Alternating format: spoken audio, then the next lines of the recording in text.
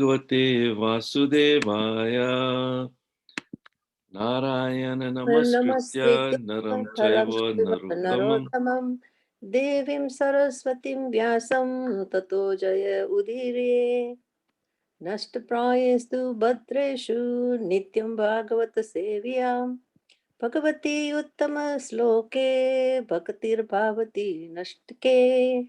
Hare Krishna. Did you do that Hare without looking? Yeah. Kamakshi? Well done. Fantastic. Fantastic. Yeah, she's been hearing this so much, so very nice. Yeah, so this is the book, which is I'm just doing a review and maybe a bit of a comments from it as well. Sadhava Hridaya Mahyam, Saints Are My Heart, which is by Shivram Swami. It's a book that was given to me so long time ago. So I'm going to quickly go through the lovely pictures that are in there. I've covered all this bit, which I went through part one, chapter one, and then I'll go to the part where come to chapter three, where chapter three we were talking about how where oh,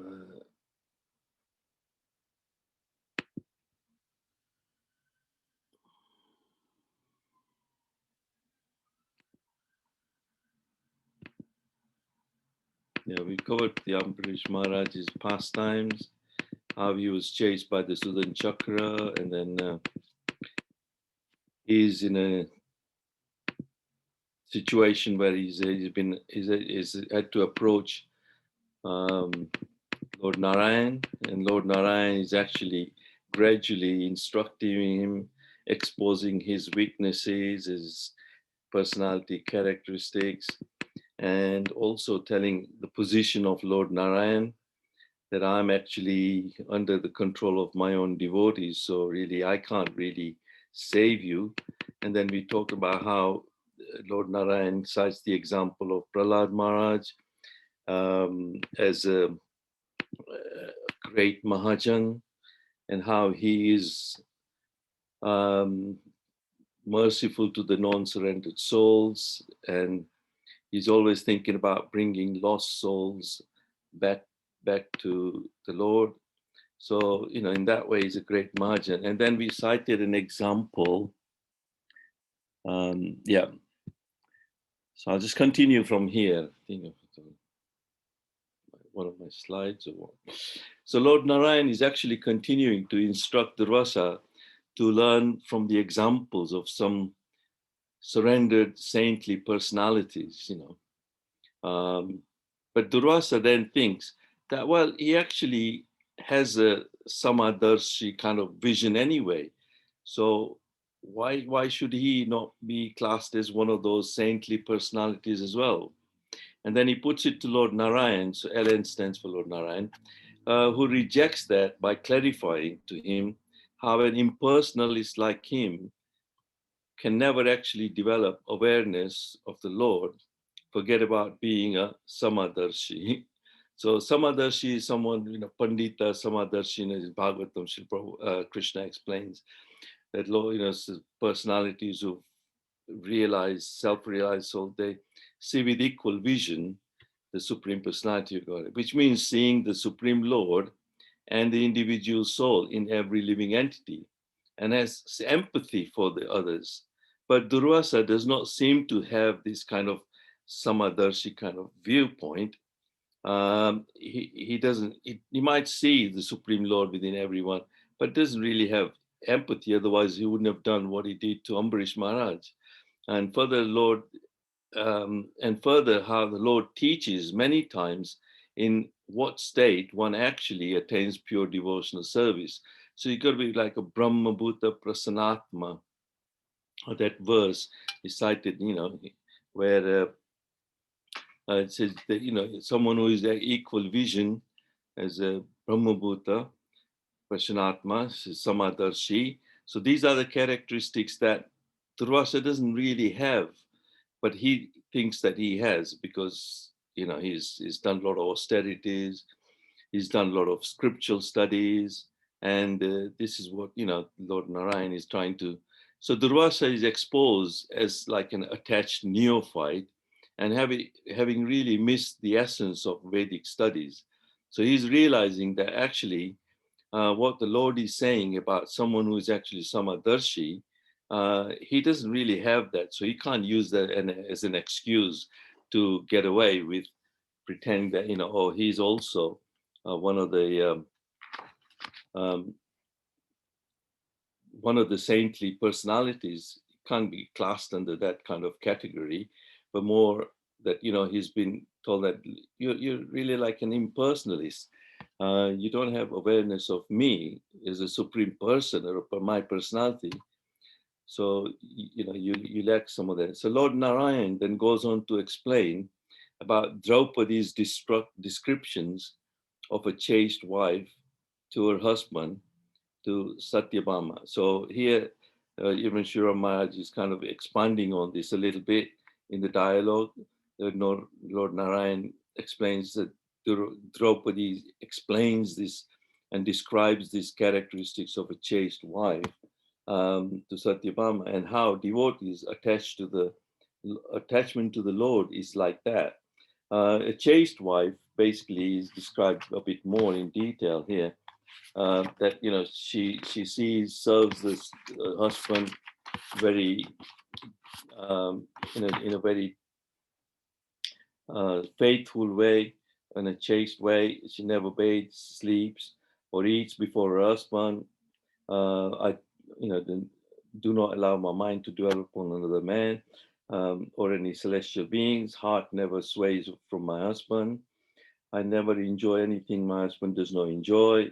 So she describes all these characteristics of a chaste wife.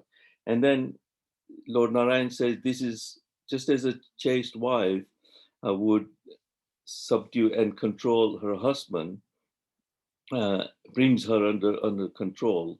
In the same way, my devotees do the same. They bring me under their control. And really, this is how Ambarish Maharaj has such affections. This is what Durvasa started to realize, that Ambarish actually has these kind of affections for the Lord. And no wonder, that Lord is under the control of such devotees as Ambarish. But, appreciate that your devotees love you. So he's asking, he asks the Lord, he says, I appreciate your devotees love you, but how does that affection control you? You are the uncontrollable. So how does it,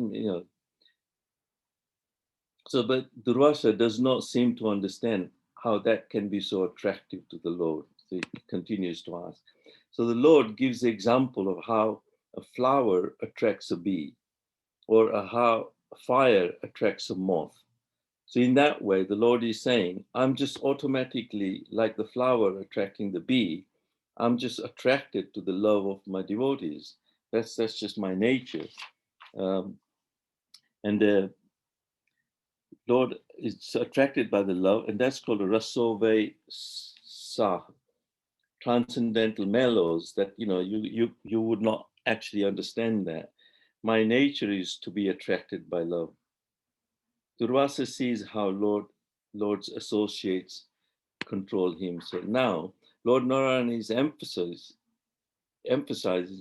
that it is by association with and the mercy of pure devotees that one destroys attachment for sense gratification and develops love for the Lord and brings the Lord under their control, and by serving pure devotees. So Durvasa started to beginning to realize now that this kind of love for the Supreme Lord and then bringing Lord under the control, just like a chaste wife does, the husband, it can only be done by understanding that love, and that can be done by associating with devotees. It's the association.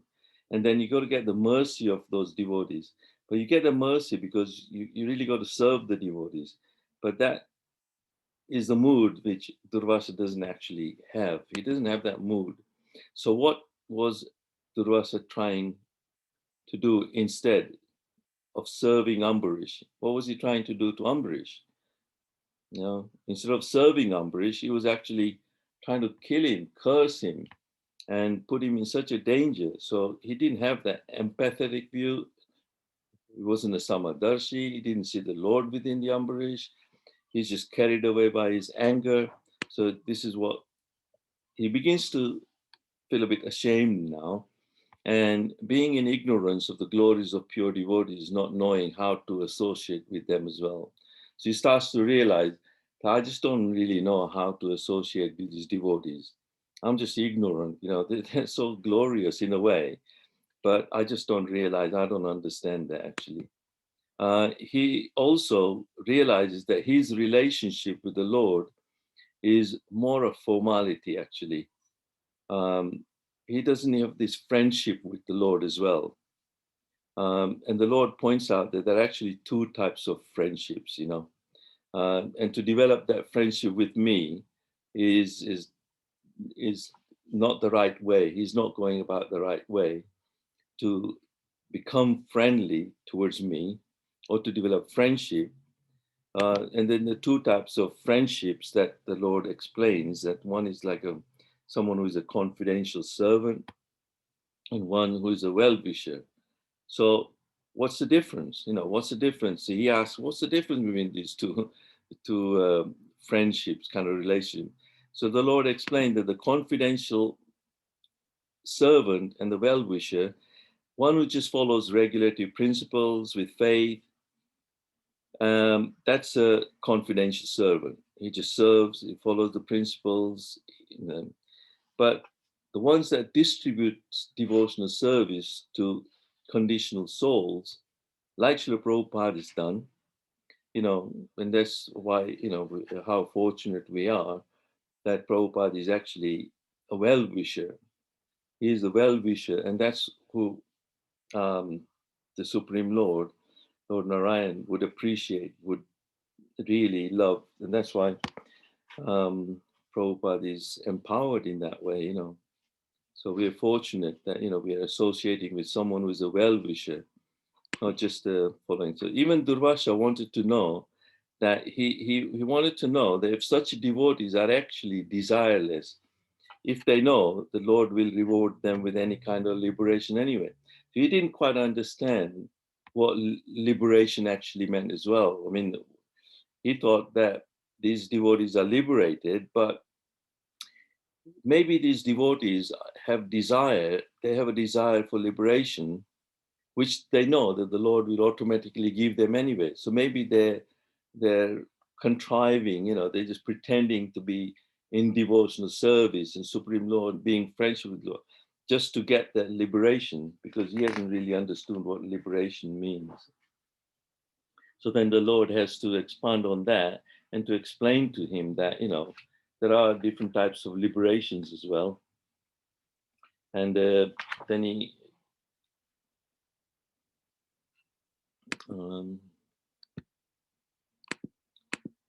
any questions so far?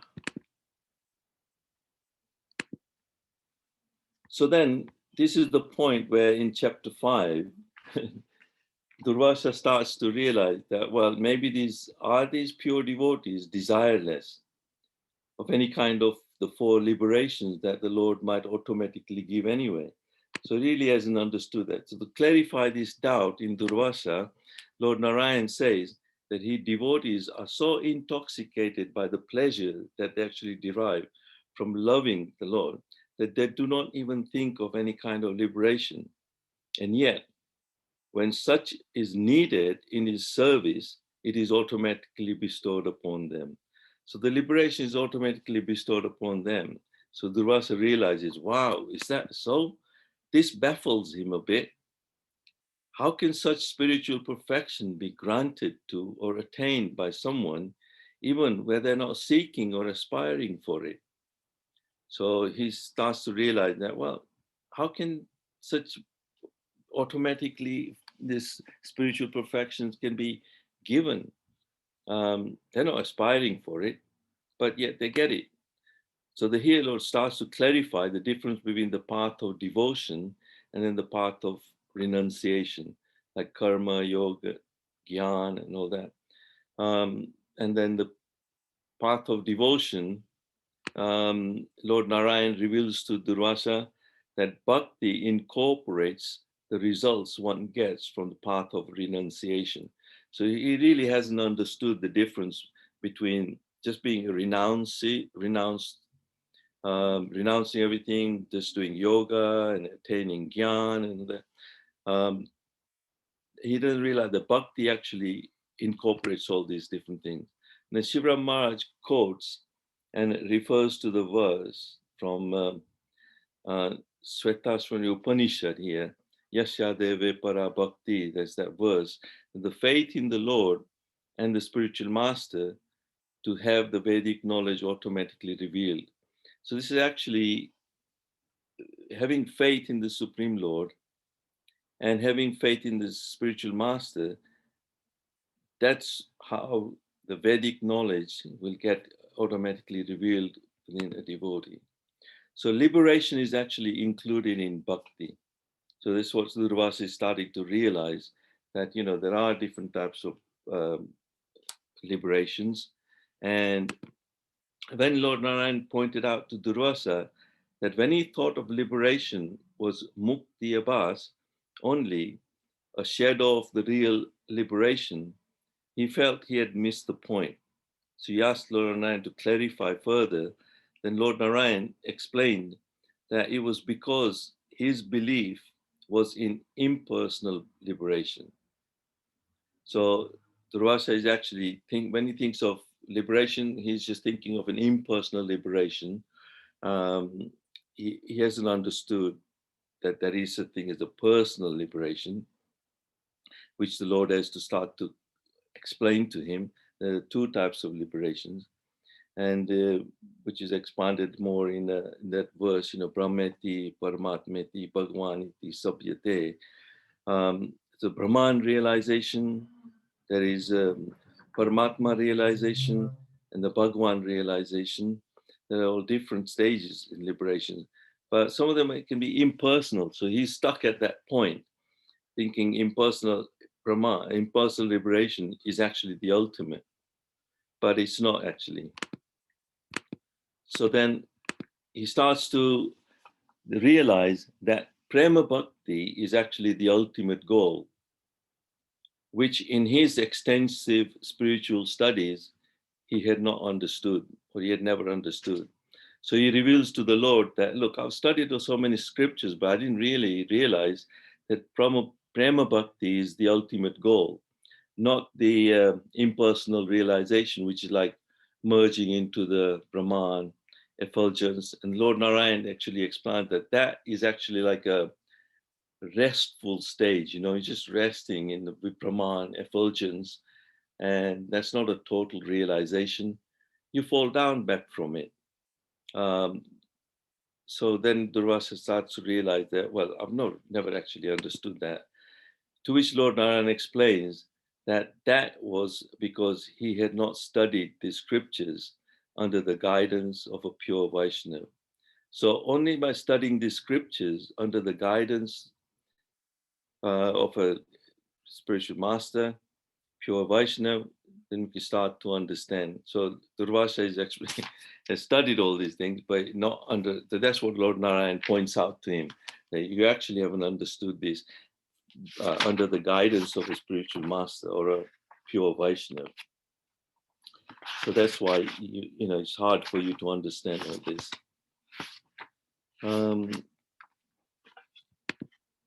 Love for the Lord is confidential, actually. That's what Lord Narayan points out to me. That love for me is actually confidentially, generally spoken indirectly, and not easily recognized by the faithless. Shiva Maharaj also uses the word param guhyam, means like guhyam means confidential or secret. Param means very topmost. So even in Bhagavad Gita, you know, it is explained, you know, that the science of knowledge is the king of knowledge, Raja Vidya Raja Guhyam. Then he says, Pavitram idam uttamam. So he says, very pure.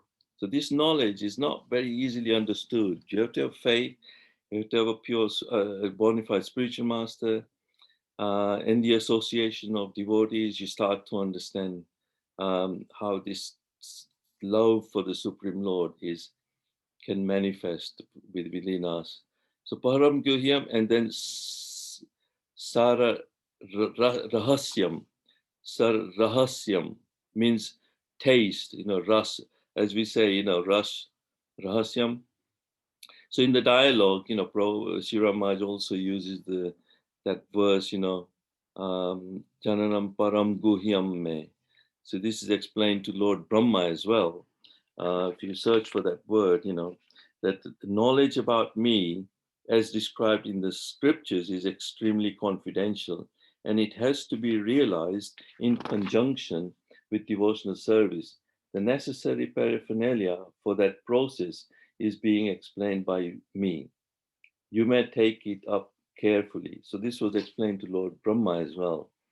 The Param Guhyam is extremely confidential, that there are more teachings to scriptures. So Sri Maharaj says that there's more to the scriptures. Got some spelling mistakes here, been doing this. So more to the scriptures than meets the eye, as Sri Maharaj puts it in the dialogue. So there's more. So Durvasa wanted to understand this rahasyam, to which Lord Narayan said that you really have to ask a devotee. In fact, so go and ask Ambarish. He knows what this rahasyam is. So because even I would not sometimes understand, and I even get kind of inquisitive to know what my devotees actually feel. What is that rahasyam taste that they're experiencing, And sometimes I want to experience that as well myself. So those engaged in getting the Lord's favor attain liberation from the Lord very easily, but he does not very easily give the opportunity to render direct service unto him. So this is what's revealing more, becoming more and more apparent, and being revealed to Durvasa as this dialogue continues. So Durvasa then wanted to know the 4 types of liberations. He said, where you say there are different types of liberations. So what is the difference between them? And actually, that's where, the 4 liberations I spoke are Salokya, Surupya, Shasti, and Samipya. In Salokya liberation, one resides in a Vaikuntha planet. In Sarupya, one receives a spiritual form like mine. In Sarsti, one receives opulences similar to mine. And in Samipya, one is able to keep company with me, to be near me. So by such touch, Gajendra attained Swarupya Mukti. By my glance, Kardama Muni attained Samipya. And because of my associates, sometimes Upanishads attain Salokya Mukti. And by service to me, a florist attained Sasti. All these devotees were liberated, not by their desire, but by as a consequence of their love for me. The liberation they achieved was the best way in which they could continue loving service to me. So Durvasa is actually slowly beginning to realize that he's really missed the point, he doesn't understand much. So what I've done so far is covered these 4 verses, which is what Sri Ramaj expands more in a dialogue form, and in a very interesting way. And as Durvasa becomes baffled by some of these things, which he doesn't understand, and the Lord exposes his characteristics, that he's angered very easily, that he's still an impersonalist.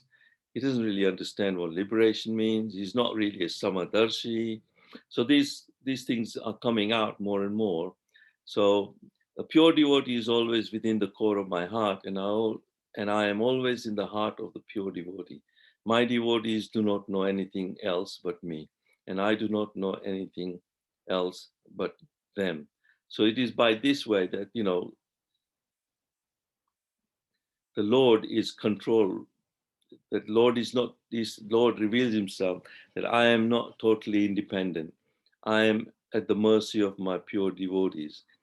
And my mercy follows the mercy of my devotees. When my devotees are merciful, my mercy follows them automatically, you know. But they are more merciful because sometimes I hesitate to give my mercy to some the conditioned souls. But my devotees go out of their way to try to bring them back to me, just as Prahlad Maharaj does, just as, you know, Prabhupada has done. He's gone out and made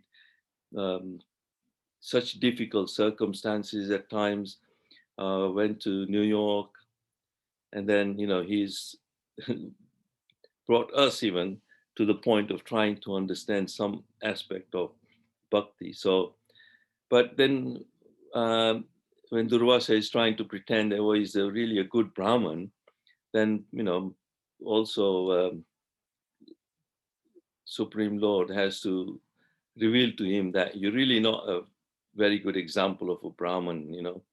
You're not even good example. You're basically a Rudra principle. You get angered very easily.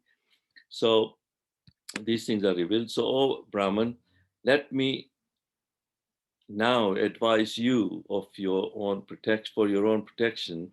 Please hear from me. By offending Maharaj Ambarish, you have acted with self-envy. Therefore, you should go to him immediately without a moment's delay. Once so-called prowess, when employed against a devotee, certainly harm he who employs him. So thus, it is the subject, not the object, who is harmed. So here, the Supreme Lord reveals to him that, you know, really, would you want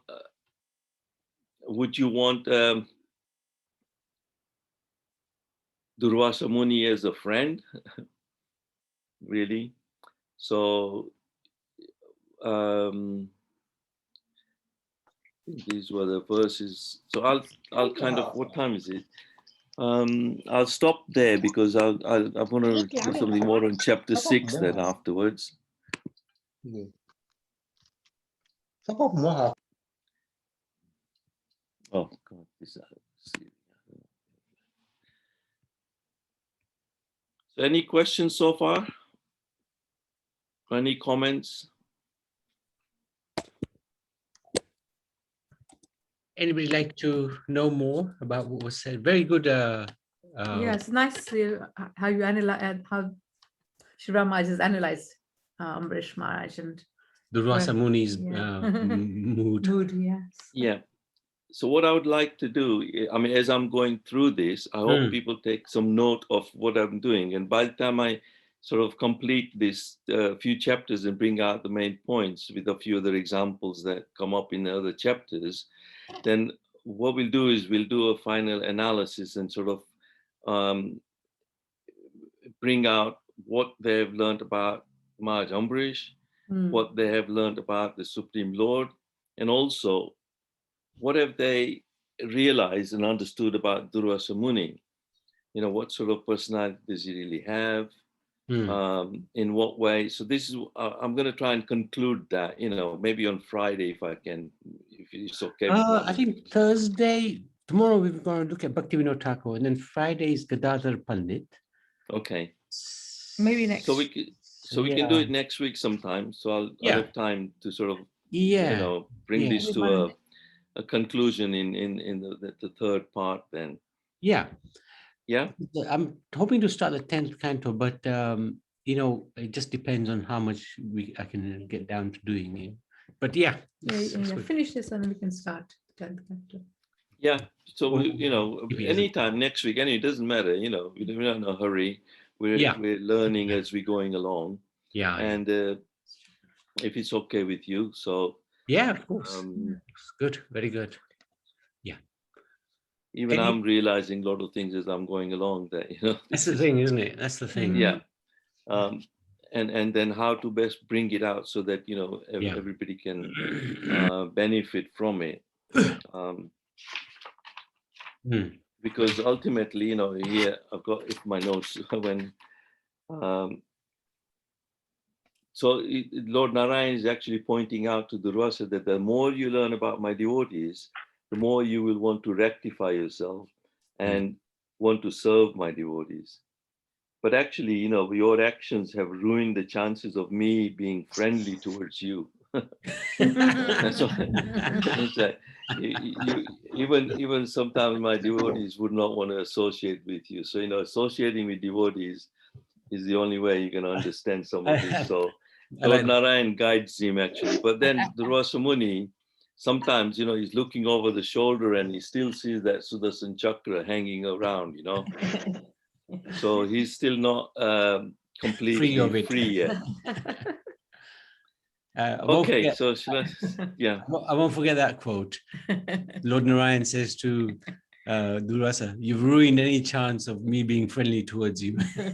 Yeah, you've actually by your actions, it's hard for me to become friendly towards you under these circumstances. So how Durvasa has to progress. But this is actually Lord's mercy towards Durvasa Muni to actually make him advance in his spiritual life and also in our spiritual life. Because sometimes we don't realize that, we might be having the similar sort of moods, that we get angered very easily, we may have some sort of an impersonalist kind of viewpoints. We might be thinking, I want to be free, be liberated, but, so we've all gone through this kind of on the process, but only when we have become associated with pure devotee like Guru Maharaj and also Srila Prabhupada by reading his books. So when we read his books, we're actually associating with Srila Prabhupada. Prabhupada said, I am in my books actually, and I'm in my purports. So it's only when we start to read Prabhupada's purports and associating with whatever he's done, his pastimes, his conversations, his interviews, more and more we listen to that, and that's when we will start to also understand the confidential nature as it's revealed here, that really it is quite confidential, this pastimes and Lord's moon. Okay, so I think I'll stop there. Great. Thank you so much. Thank you very much. Hare Krishna.